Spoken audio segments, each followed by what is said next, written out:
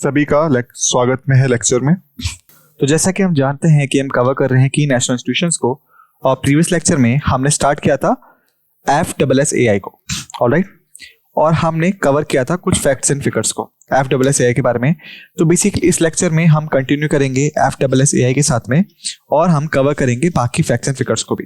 मुझे उम्मीद है कि आपने प्रीवियस लेक्चर को अच्छे से रिवाइज किया होगा कि इससे पहले आप इस लेक्चर के लिए आए हैं, ओके, क्योंकि ये आपके अपने ही फायदे के लिए है, जो मैं आपको कई बार समझा चुका हूं। तो इस नोट के साथ आइए इस लेक्चर को अब शुरू करते हैं। तो आज हम देखेंगे लाइसेंसिंग एंड रजिस्ट्रेशन पार्ट को FSSAI के, ऑलराइट, जो होता है फूड मैन्युफैक्चरर्स के लिए। लेकिन इससे पहले मेरे पास कुछ क्वेश्चंस हैं आपके लिए, जो कि बहुत ज्यादा इंपॉर्टेंट हो जाता है कि फुल फॉर्म क्या है FSSAI की। तो ये है food safety and standards authority of India, alright. मैं जानता हूं कि आपको ये पता होगा, और आप यहां पे भी देख सकते हैं, नीचे लिखा हुआ है, ऑलराइट। आप इसको ऐसे कॉपी भी कर सकते हैं, मैं इस चीज को अच्छे जानता हूं। लेकिन अगर आपने कॉपी नहीं किया है तो बहुत अच्छी बात है। अगर आपने कॉपी किया है तो मैं आपसे यही कहूंगा कि आप प्लीज रिवाइज कीजिए, कॉपी मत कीजिए, ऑलराइट, क्योंकि जब एग्जामिनेशन में आप जाएंगे तो आपको कॉपी करने का मौका नहीं मिलेगा, आपको रियल टाइम में वो देना पड़ेगा वहां पे। तो इस चीज को याद रखिएगा। अब आइए टॉपिक वापस आते हैं। लाइसेंसिंग एंड रजिस्ट्रेशन पार्ट को अगर हम देखें तो FSSAI मैंडेट करता है कि जितने भी फूड बिजनेसेस हैं, जो इंक्लूड करता है मैन्युफैक्चरर्स को, प्रोसेसर्स को, डिस्ट्रीब्यूटर्स को या रिटेलर्स को, उन्हें ऑब्टेन करना पड़ेगा लाइसेंस और रजिस्ट्रेशन अथॉरिटी से, इससे पहले कि वो अपने ऑपरेशंस शुरुआत करें। जैसे मान लीजिए कि अगर यहाँ पे है XYZ, और अगर उन्हें ऑपरेट करना है एक बिजनेस को फूड इंडस्ट्री में, ऑलराइट, मैन्युफैक्चर के तौर पे या प्रोड्यूसर के तौर पे या फिर प्रोसेसर के तौर पे या डिस्ट्रीब्यूटर के तौर पे या फिर रिटेलर के तौर पे, ऑलराइट, अगर वो स्टार्ट करना चाहते हैं बिजनेस को इनमें से किसी भी फॉर्म में, तो उनको ऑब्टेन करना पड़ेगा पेपर FSSAI से, जिसको हम कह देते हैं कई बार कि वो है लाइसेंस, ऑलराइट। उसके बाद ही वो स्टार्ट कर सकते हैं अपने बिजनेस को। अगर वो ऐसा नहीं करते हैं और स्टार्ट कर देते हैं अपने बिजनेस को, तो बेसिकली ये होता है इलीगल फॉर्म, ऑलराइट। और ये सीरियस कॉन्सिक्वेंसेस को, या फिर कह सकते हैं आपकी कई सारे स्ट्रिक्ट एक्शंस को इनवाइट कर सकता है अथॉरिटी की तरफ से। तो इसीलिए हर बिजनेस को ये रिक्वायरमेंट होती है कि वो लाइसेंस ऑब्टेन करे FSSAI से किसी बिजनेस को स्टार्ट करने से पहले फूड इंडस्ट्री में, चाहे मैन्युफैक्चर हो, प्रोसेसर हो, डिस्ट्रीब्यूटर हो या कोई भी। जो लाइसेंस या रजिस्ट्रेशन है वो इंश्योर करता है कि जो फूड बिजनेसेस हैं वो कंप्लाई करते हैं फूड सेफ्टी स्टैंडर्ड से और रेगुलेशन से। जैसे मान लीजिए कि ये है हमारी XYZ ग्रुप, ऑलराइट। आप इसने बिजनेस स्टार्ट किया एज ए मैन्युफैक्चरर, या फिर बोलते हैं प्रोसेसर के तौर पे, या फिर डिस्ट्रीब्यूटर के तौर पे, या फिर रिटेलर के तौर पे। इनमें से किसी की तरह भी बिजनेस स्टार्ट हुआ, तो जब ये अथॉरिटी के पास जाएंगे, जैसे मान लीजिए ये है और ये है आपकी FSSAI, तो जब ये अथॉरिटी के पास जाएंगे तो बेसिकली तो क्या होगा बेसिकली यहाँ पे कि आप पूछेंगे लाइसेंस के लिए, जो कि ग्रांट कौन करता है, एक FSSAI करता है एक कंडीशन पे, यानी आपको अपनी कंप्लायंस दिखानी पड़ेगी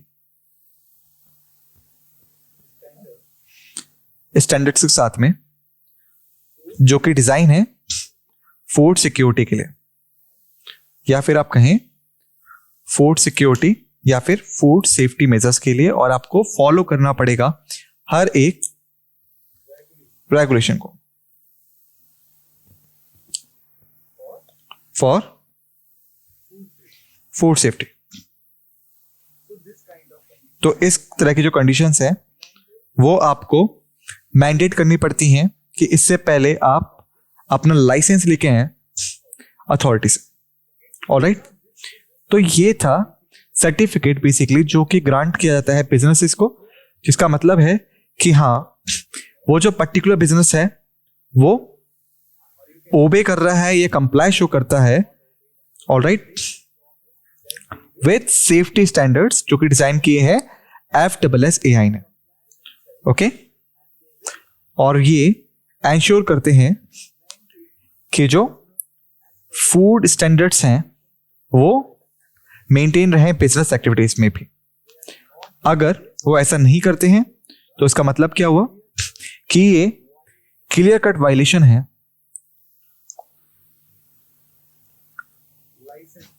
लाइसेंस एग्रीमेंट का।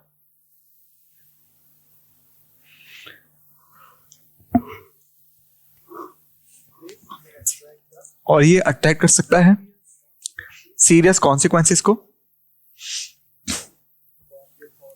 फ्रॉम द अथॉरिटीज, और यहां तक कि लाइसेंस जो है वो भी रिवोक हो सकता है। क्योंकि जब बिजनेस अथॉरिटी के पास जाता है और पूछता है लाइसेंस के बारे में, तो बेसिकली वो ये प्रॉमिस करते हैं या फिर वो आप कह सकते हैं कि वो एग्री करते हैं इस चीज पे कि वो कंप्लाई शो करेंगे with the safety and security measures.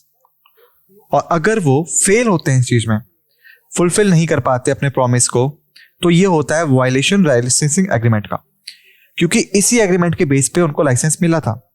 Alright, तो इनका जो लाइसेंस है वो तक यहां पे रद्द हो सकता है। और कैसे जो अथॉरिटी है, जो FSSAI है, वो ये बोलता है कि जो XYZ है वो अपनी प्रॉमिस को या फिर आप कहते कमिटमेंट को फुलफिल नहीं कर रहा है,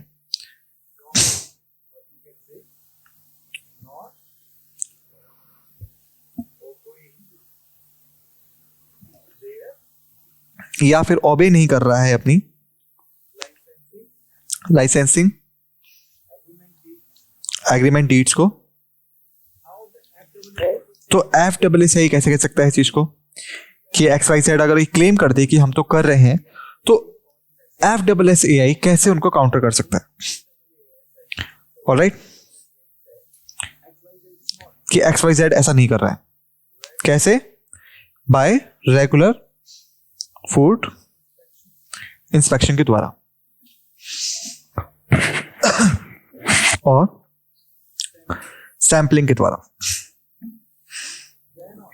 तभी जो FSSAI है वो एविडेंस जुटा पाएगा ये प्रूफ करने के लिए कि जो XYZ है वो फॉलो नहीं कर रहा है स्टैंडर्ड्स को और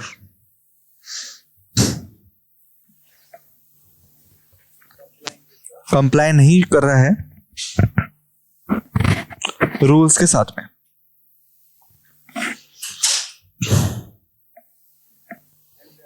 और रेगुलेशंस के साथ में। ऑलराइट, और जब मान लीजिए कि एक कंडीशन है कि FSSAI रिवोक कर देता है लाइसेंस को, तो उनको उसके लिए चाहिए होते हैं वैलिड ग्राउंड्स, क्योंकि जो FSSAI है उसके पास होने चाहिए सफिशिएंट एविडेंस ताकि वो जस्टिफाई कर पाए अपने एक्शन को, और इसी वजह से रेगुलर फूड इंस्पेक्शन जो है वो रहते हैं।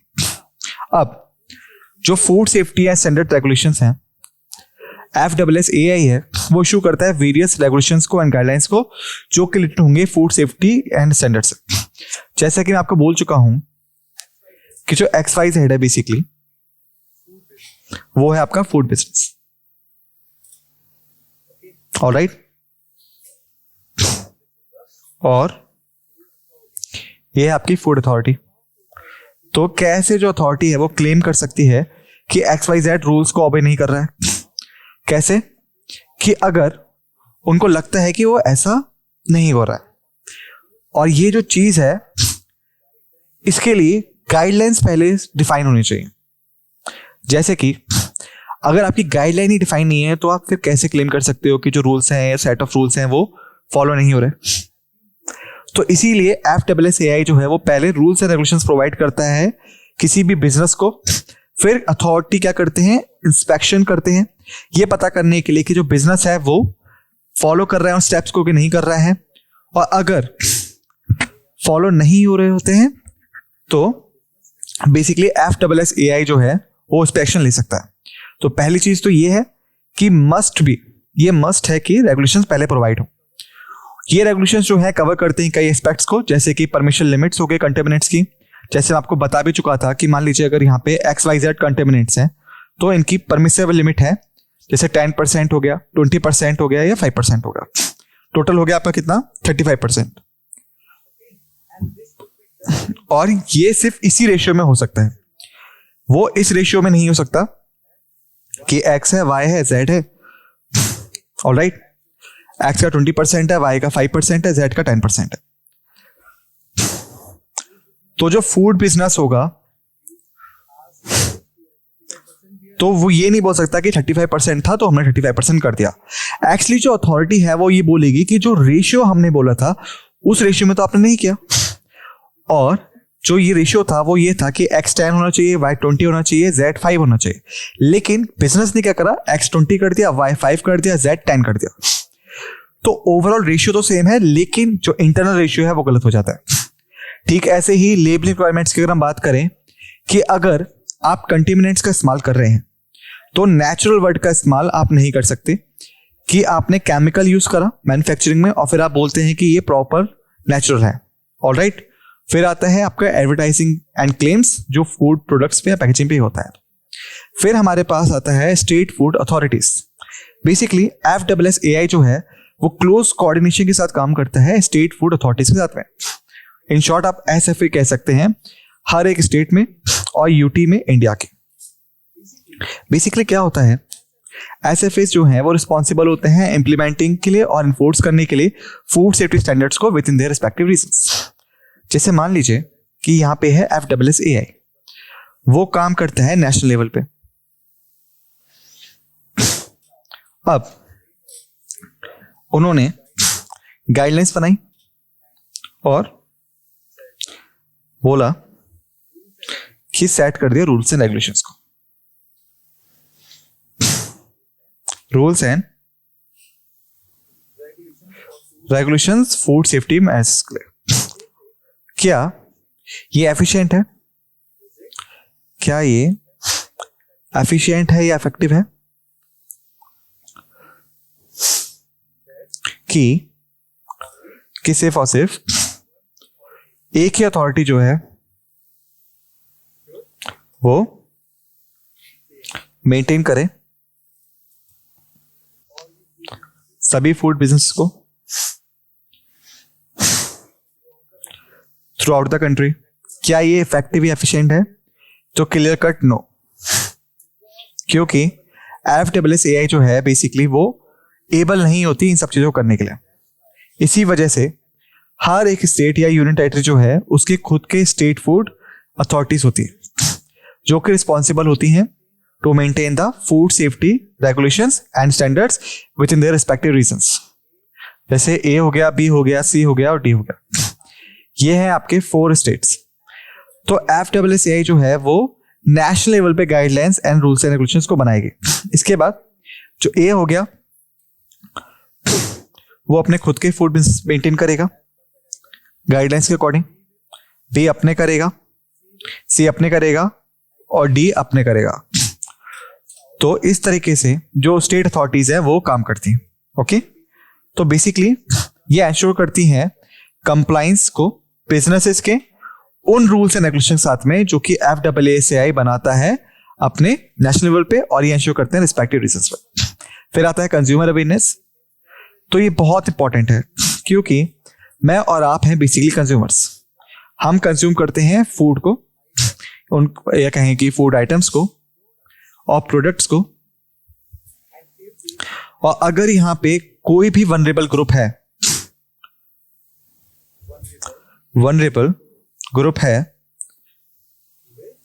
जिसमें कि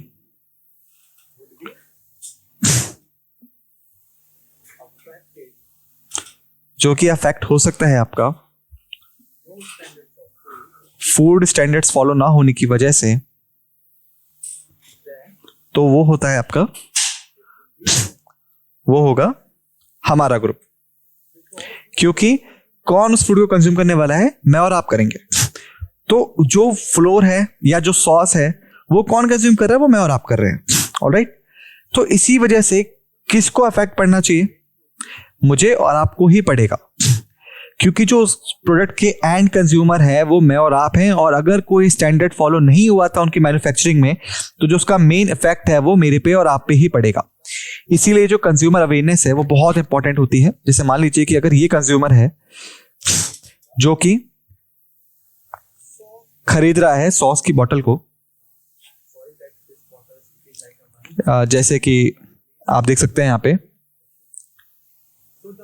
सो जो पर्सन है जो कि सॉस को खरीद रहा है बेसिकली वो है आपका कंज्यूमर।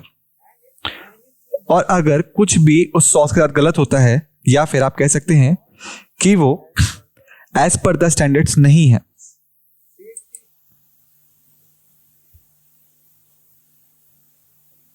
ऑलराइट, सेफ्टी स्टैंडर्ड्स के अकॉर्डिंग नहीं है, FSSAI के तहत, तो किसको नुकसान होगा? इस इंसान को नुकसान होगा, क्योंकि इसने उसको कंज्यूम किया है। ऑलराइट, इसी वजह से जो कंज्यूमर अवेयरनेस है वो बहुत इंपॉर्टेंट होती है कि जो इंसान कंज्यूम करने जाएगा उस पर्टिकुलर आइटम को, वो सिर्फ अवेयर अबाउट ना हो XYZ के रेशियो से। 10% हो गया, 20% हो गया, आपका 5%, टोटल हो गया 35%। ऑलराइट, सेकंड केस है हमारा जो XYZ है, वो हो गया 20%, 5%, 10%, टोटल हो गया आपका 35%। तो जो कंज्यूमर उस प्रोडक्ट को खरीदने जा रहा है वो सिर्फ और सिर्फ अवेयर अबाउट ना हो 35% के बारे में, बल्कि वो इसके ब्रेकेज के बारे में भी अवेयर हो कि X10 होना चाहिए, Y20 होना चाहिए, Z5 होना चाहिए। वरना वो क्या करेगा? उसे खरीद तो लेगा 35% समझ के, क्योंकि वो सिर्फ अवेयर है 35% की वजह से, लेकिन वो 35% के ब्रेकेज से अवेयर नहीं है। तो क्या होगा? वो उसे कंज्यूम कर लेगा और उसको हार्मफुल इफेक्ट हो सकते हैं। इसी वजह से हर एक स्टेट या यूनियन टेरिटरी, उसके पास अपने खुद के सेफ्टी कमिश्नर होते हैं जो रिस्पॉन्सिबल होते हैं ओवरसी करने के लिए और एनफोर्स करने के लिए फूड सेफ्टी रेगुलेशंस अपने जुरिस्डिक्शन में। इसका मतलब हुआ कि यहाँ पे क्रिएशन होता है फूड सेफ्टी कमीशन का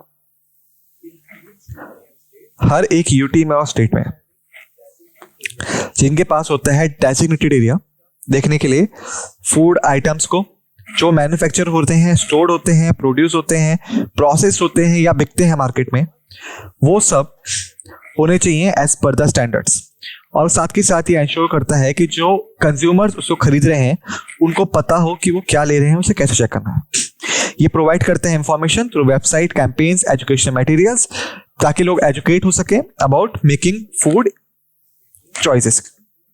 यानी जो कंज्यूमर है जो कि फूड आइटम खरीदने जा रहा है वो अवेयर होना चाहिए परसेंटेज से और उसके ब्रेकेज से या बाकी फूड सेफ्टी इंस्ट्रक्शन से, और ये हो सकता है through the website, through campaigns और एजुकेशन मटेरियल्स। ऑलराइट, इसके बाद है हमारे पास कंपोजिशन ऑफ FSSAI। ऑलराइट, तो जो food safety and standard authority है इंडिया की, उसके पास वेल डिफाइंड कंपोजिशन होती है। हालांकि प्लीज एक चीज को याद रखिएगा कि जो कंपोजिशन है FSSAI की लीडरशिप की या उसका ऑर्गेनाइजेशन स्ट्रक्चर है वो चेंज होता रहता है over the period of time, appointments की वजह से, रिटायरमेंट की वजह से, बाकी फैक्टर्स की वजह से। क्यों? क्योंकि ये डिपेंड करता है केसेस पे जो रजिस्टर्ड होते हैं आपके, या फिर हम कहें जो आते हैं आपके इन लास्ट फ्यू ईयर्स और मंथ्स में। क्योंकि यहां पे कोई भी स्टैंडर्ड नहीं होता या कोई भी अपर लिमिट नहीं होती कि FSSAI की कंपोजिशन कितनी होगी। ऑफिशियली कह सकते हैं, स्ट्रिक्टली कह सकते हैं आप, ये बेसिकली डिपेंड होता है उन केसेस पे जो कि FSSAI के साथ रजिस्टर्ड हुए हैं पिछले कुछ टाइम पे। तो इसलिए जो उसका स्ट्रक्चर है वो लगातार बदलता रहता है, तो इसलिए हमें रेगुलर फॉलोअप यहाँ पे एडवाइसेबल है।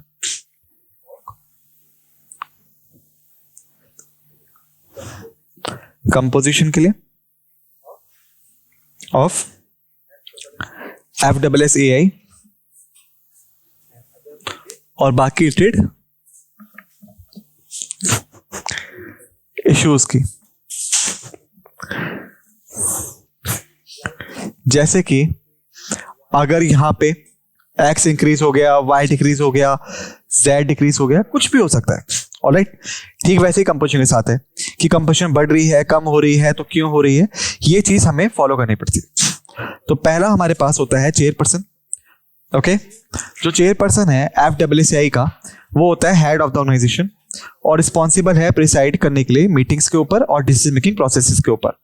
चेयरपर्सन को अपॉइंट कौन करता है? Central government of India appoint करता है। जैसे कि अगर ये है अथॉरिटी आपकी, ऑलराइट, और मिस्टर एक्स जो है उन्हें अपॉइंट किया गया एज अ चेयरपर्सन। तो जो मिस्टर एक्स है वो इंसान होगा जो कि ग्रीन फ्लैग देगा,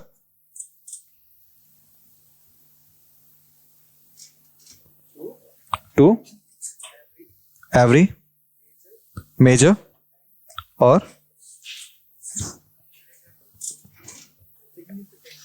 सिग्निफिकेंट डिसीजन को ऑफ द अथॉरिटी। मैं ऐसा क्यों कह रहा हूं मेजर और सिग्निफिकेंट डिसीजन? सभी डिसीजंस को क्यों नहीं कह रहा हूं मैं? क्योंकि यहां पे कुछ माइनर डिसीजंस भी हो सकते हैं या फिर अनसिग्निफिकेंट डिसीजन हो सकते हैं, जैसे कि एक मैन्युफैक्चर के बारे में, दो मैन्युफैक्चर के बारे में। तो जितने भी ऐसे डिसीजन हैं अगर उन्हें हम कंसीडर करें, तो चेयरपर्सन अगर उन्हें कंसीडर करेगा तो बेसिकली जो एफिशिएंसी है FSSAI की वो इंक्रीज होगी, नहीं होगी। क्यों? क्योंकि हर एक मैटर वो चेयरपर्सन के पास नहीं जा सकता, क्योंकि वो अकेला इन चीजों को हैंडल नहीं कर सकता। ऑलराइट, इसी वजह से जो मेजर या फिर सिग्निफिकेंट डिसीजंस हैं वो ही चेयरपर्सन लेते हैं। ऑलराइट, और यहां मीटिंग्स में मिलता है ग्रीन फ्लैग उन डिसीजंस को। इनको अपॉइंट कौन करता है? इनको अपॉइंट करता है सेंट्रल गवर्नमेंट ऑफ इंडिया। लेकिन यहां पे कंडीशन होती है कि जो चेयरपर्सन है वो आपकी होनी चाहिए मस्ट बी इक्वल टू, या फिर कहें उससे ज्यादा rank of secretary to government.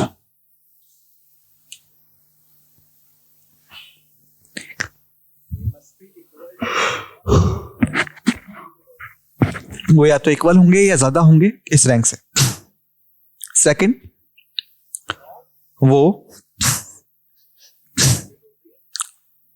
Below नहीं होने चाहिए rank of secretary to government.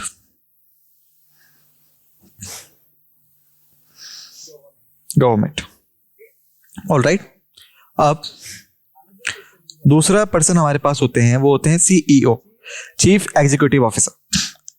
जो चीफ एग्जीक्यूटिव ऑफिसर हैं वो रिस्पॉन्सिबल होते हैं डे टू डे एडमिनिस्ट्रेशन के लिए, फंक्शनिंग के लिए FSSAI के। जो CEO है वो ओवरसी करता है implementation of FSSAI policies and regulations.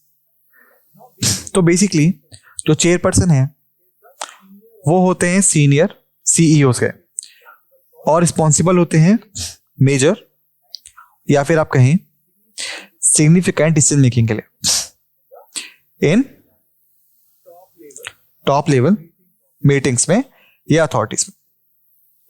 Alright, लेकिन जो आपके पर्सन होते हैं जो कि रिस्पॉन्सिबल होते हैं डे टू डे ऑपरेशंस के लिए, वो होते हैं आपके चीफ एग्जीक्यूटिव ऑफिसर।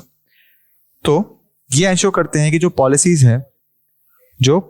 हैं या फिर जो गाइडलाइंस हैं जो कि इशू करी हैं अथॉरिटी ने, वो होनी चाहिए आपकी must be implemented in proper manner. Alright. और अगर ये चीज नहीं होती है तो चेयरपर्सन जो है वो सीईओ को पूछ सकता है कि चीजें क्यों अप्लाई नहीं हो रही, क्योंकि ये रिस्पॉन्सिबल है इस चीजों के लिए. ऑलराइट. इसके बाद हमारे पास आता है एग्जीक्यूटिव कमेटी. जो एग्जीक्यूटिव कमेटी है वो कंसिस्ट करती है मेंबर्स को जो आते हैं वेरियस डिपार्टमेंट से या एक्सपर्ट से. ऑलराइट. फूड सेफ्टी में और रिलेटेड फूड्स में, और ये सब आते हैं आपके सीईओ के अंडर. जो ईसी है वो आता है सीईओ के अंडर, और इन सब के पास अपने ऊपर होते हैं चेयरपर्सन. तो इस चीज को याद रखिएगा. जो पॉलिसी है वो बनी मीटिंग में, उसके बाद सीईओ ने रिस्पॉन्सिबिलिटी मिली ये एंश्योर करने के लिए जो इम्प्लीमेंटेशन है वो अच्छे से एंश्योर हो पाए. उसके बाद जो सिंगल पर्सन है वो इस रिस्पॉन्सिबिलिटी को होल्ड नहीं कर सकता इम्प्लीमेंटेशन के लिए, फूड पॉलिसीज के लिए थ्रू आउट द कंट्री. इसी वजह से यहाँ पे फिर आती है एग्जीक्यूटिव कमेटी जो कि रिस्पॉन्सिबल होती है प्रॉपर पॉलिसी फॉर्मुलेशन के लिए, या फिर आप कह सकते हैं प्रॉपर पॉलिसी ड्राफ्ट करने के लिए और दी पॉलिसी इंप्लीमेंटेशन के लिए. तो बेसिकली ये होते हैं आपके एग्जीक्यूटिव्स जो कि एग्जीक्यूट करते हैं पॉलिसी को ऑन ग्राउंड. ये कंप्राइज करती है मेंबर्स को जो आते हैं वेरियस डिपार्टमेंट से और एक्सपर्ट्स जो आते हैं फूड सेफ्टी ऑडिट फील्ड से, और साथ ही ये इंक्लूड करता है मेंबर्स को लॉ फील्ड से भी. ऑलराइट. ताकि जो भी लॉ ये बनाए ये लॉ प्रोविजन के अगेंस्ट ना हो. ओके. इसके बाद एग्जीक्यूटिव कमेटी जो है वो प्ले करती है क्रूशियल रोल एडवाइस करने में या असिस्ट करने में चेयरपर्सन को और सीईओ को पॉलिसी मैटर्स में और डिसीजन मेकिंग में. इसलिए मैंने आपको बोला कि जो पॉलिसी ड्राफ्ट फॉर्मुलेशन होती है वो बेसिकली आती है किसके अंडर, एग्जीक्यूटिव के एग्जीक्यूटिव कमेटी के अंडर. इसके बाद ये जो ड्राफ्ट है डिस्कस होता है मीटिंग्स में और जो फाइनल पॉलिसी है वो बनती है आपकी. ऑलराइट. इसके बाद हमारे पास है साइंटिफिक पैनल्स और साइंटिफिक कमेटी. FSSAI के पास सेवरल साइंटिफिक पैनल्स होते हैं. हर एक कंप्राइज करता है एक्सपर्ट्स को इन स्पेसिफिक एरियाज जो रिलेटेड होते हैं फूड सेफ्टी एंड स्टैंडर्ड से. जैसे एडिटिव एक्सपर्ट्स हो गए, कंटेमिनेटेड एक्सपर्ट्स हो गए, ऑलराइट, या बाकी केमिकल फील्ड से एक्सपर्ट्स हो गए,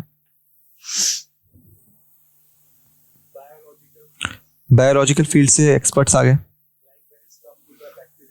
और जब ये आता है बैक्टीरियल डिसीज पे या फिर वायरल डिसीज पे तो जितने भी आपके एक्सपर्ट्स हैं वो सब आते हैं साइंटिफिक पैनल्स में और साइंटिफिक कमेटी में, जो कि स्टैंडर्ड्स प्रोवाइड करता है या फिर कहें साइंटिफिक स्टैंडर्ड्स प्रोवाइड करता है या गाइडलाइंस प्रोवाइड करता है या उनका ब्लू चार्ट प्रोवाइड करता है बेसिकली अथॉरिटी को. इसके बाद मीटिंग्स में इस ब्लू चार्ट को कन्वर्ट करा जाता है फाइनल ड्राफ्ट में और फिर ये प्रेजेंट किया जा सकता है फूड बिजनेस ओनर्स को कि आपको इन पॉलिसी के साथ कंप्लाई करना है. ओके. ये जो पैनल्स हैं रिस्पॉन्सिबल हैं प्रोवाइड करने के लिए scientific advice and recommendations on food standards and safety executive committee को. तो जो एग्जीक्यूटिव कमेटी है वो बनाएगी पॉलिसी ड्राफ्ट जो कि डिस्कस होगा आपका टॉप लेवल मीटिंग्स में अथॉरिटी की. ओके. उसके बाद आता है हमारे पास सेंट्रल एडवाइजरी कमेटी और state food safety advisory committee.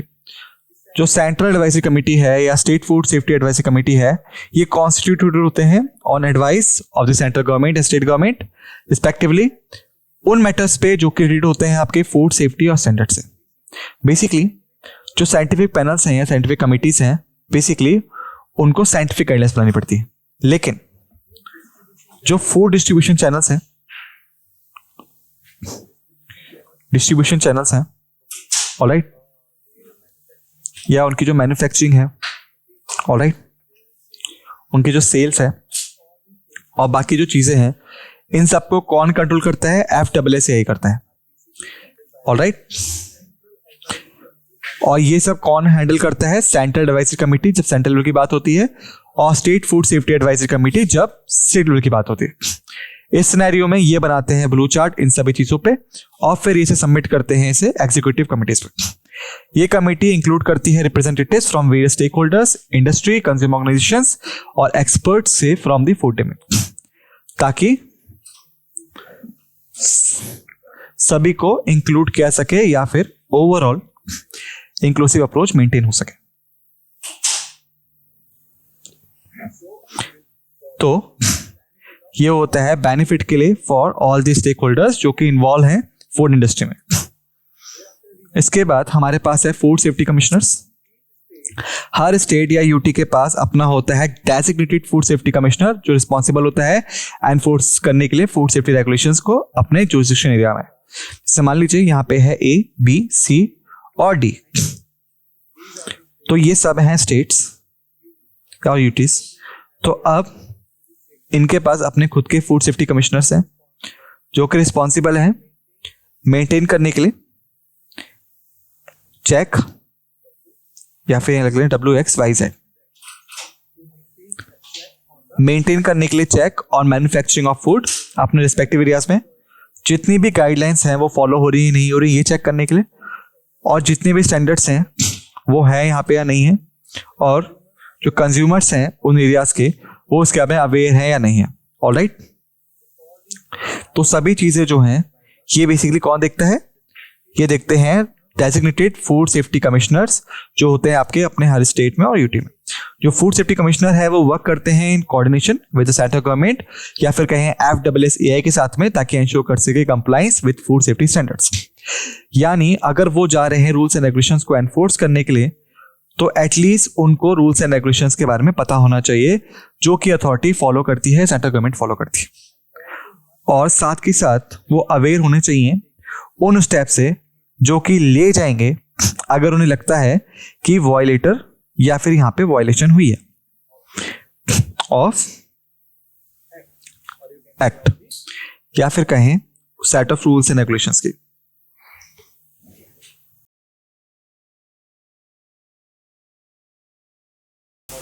Alright, फिर है food safety officers and inspectors. FSSAI के पास होते हैं डेजिग्नेटेड फूड सेफ्टी ऑफिसर्स और इंस्पेक्टर्स जो रिस्पॉन्सिबल होते हैं कंडक्ट करने के लिए इंस्पेक्शन, सैंपल के लिए और एनफोर्समेंट करने के लिए उन एक्टिविटीज के लिए जो कि इंश्योर करती हैं food safety compliance ground level पे। तो बेसिकली ये सब आते हैं आपके फूड सेफ्टी कमिश्नर्स के अंडर, क्योंकि जो फूड सेफ्टी कमिश्नर है वो होते हैं आपके सिग्निफिकेंट पर्सन, और वो हर एक जगह पे जाके चेक नहीं कर सकते खुद से, ऑलराइट, कि कैसे फूड मैन्युफैक्चर हुआ, प्रोसेस हुआ, स्टोर हुआ, बाकी चीजें हुई, ऑलराइट। तो इसी वजह से यहां पे जो फूड कमिश्नर्स होते हैं उनकी आप कह सकते हैं जो वर्क फोर्स है बेसिकली वो होते हैं फूड सेफ्टी ऑफिसर्स और इंस्पेक्टर्स, जो कि इंस्ट्रक्शंस लेते हैं फूड सेफ्टी कमिश्नर से on the basis of latest guidelines, चाहे वो सेंट्रल लेवल पे आई हो, स्टेट लेवल पे आई हो, और फिर वो इंस्ट्रक्शंस जाते हैं किनके पास? फूड सेफ्टी ऑफिसर्स के पास में या इंस्पेक्टर्स के पास में, और वो करते हैं फिर इंस्पेक्शन और सैंपलिंग ऑन ग्राउंड लेवल। जो food safety and standard authority of India है वो क्रूशियल रोल प्ले करती है सेफ गार्ड करने में पब्लिक हेल्थ को, और इंश्योर करती है safety quality of food products जो कि मार्केट में अवेलेबल है। कॉम्पिटेटिव एग्जाम के लिए बहुत इंपॉर्टेंट है कि हमारे पास इसकी फंक्शंस, पावर्स, रिस्पॉन्सिबिलिटीज के बारे में इंफॉर्मेशन हो, क्योंकि क्वेश्चन जो है यहाँ से पूछ ले जाते हैं। क्योंकि हमने कई फैक्ट्स एंड फिगर्स को डिस्कस किया है इस लेक्चर में, तो मुझे उम्मीद है कि आपको आप चीजें समझ में आनी शुरू हो गई होंगी। ऑलराइट, तो मुझे उम्मीद है कि आप सभी फैक्ट्स एंड फिगर्स को अच्छे से रिवाइज कर लेंगे जिससे पहले कि आप दूसरे लेक्चर की तरफ जाएं। इस नोट के साथ हम इस लेक्चर को समाप्त करते हैं। आप सबके धन्यवाद।